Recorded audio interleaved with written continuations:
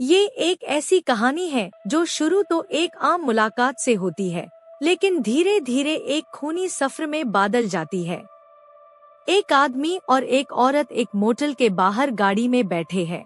दोनों सिगरेट पीते हैं, शराब पीते हैं और एक अजीब सी बात कर रहे हैं कि क्या वो रात एक साथ गुजारेंगे या नहीं। औरत, जो थोड़ा अलग तरीके का प्यार पसंद करती है, हंसी मजाक में पूछती है, कहीं तुम एक सीरियल किलर तो नहीं हो? आदमी मुस्कुरा के कहता है, नहीं। यही बात सुनकर औरत तसल्ली करती है और दोनों एक कमरा लेकर अंदर चले जाते हैं। लेकिन जो शुरू में एक नॉर्मल रात लग रही थी, वो असल में एक मौत का खेल बनने वाली थी। औरत, जिसे मीडिया ने इलेक्ट्रिक लेडी का नाम दिया है, असल में एक खतरनाक सीरियल किलर है। वो आदमी को बेहोश करने के लिए उसके ड्रिंक में एक खास पाउडर मिला देती है। जब वो आदमी, जो असल में एक पुलिस ऑफिसर है, बेहोशी की हालत में होता है, तब लेडी उसके जिस्म पर अपना निशान बना देती है। लेकिन जैसे ही वो उसे मारने वाली होती है, डीमन अचानक होश में आता है और एक जोर का वार करता है।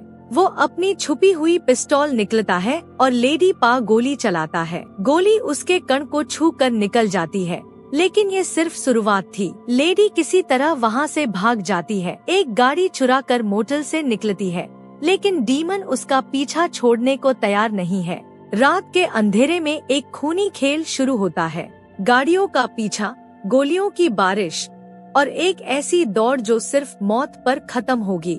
डीमन एक शार्प शूटर की तरह लेडी की गाड़ी के टायर्स पार गोली मारकर उसे पलटने पर मजबूर कर देता है। गाड़ी घसीटती हुई जंगल के पास रुकती है और लेडी भागते हुए एक अजीब सी जगह पहुंचती है, एक पुरानी हवेली जिसमें दो अजीब हिप्पी लोग रहते हैं, फ्रेडरिक और जेनवीव। वो बेचारे इस बात से अनजान होते हैं कि एक खूनी उनके घर में आया है। फ्रेडरिक जब पुलिस बुलाने लगता है तो लेडी यूज बिना सोचे समझे मार देती है। जेनवीव डर के मारे भागती है, लेकिन इसी बीच डीमन भी हवेली पहुंच जाता है। एक और टकराव होता है, गोलियां चलते हैं, खून गिरता है और लेडी एक बार फिर अपनी जान बचाने के लिए छुपने लगती है। वो एक बड़ा फ्रीजर देखती है और उसके अंदर जाकर छुप जाती है, लेकिन डीमन यूज ढूंढ निकलता है और गोली मारकर उसके हाथ में छेद कर देता है। अब लेडी हथकड़ियों में बंध चुकी है। जब पुलिस ऑफिसर पीट और डेप्यूटी गेल वहां पहुंचते हैं, तो लेडी एक नया नाटक शुरू करती है। वो रोती है, अपने कपड़े फाड़ लेती है और एक झूठी कहानी बनती है कि डीमन ने यूज किडनैप किया था और वो उसे मारना चाहता था।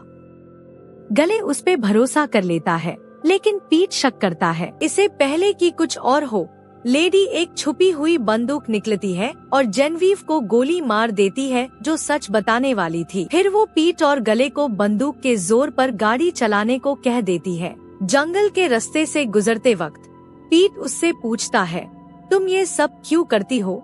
लेडी सिर्फ एक अजीब सा जवाब देती है, मुझे कभी कभी लोग दिखते ही नहीं, सिर्फ शैतान दिखते हैं।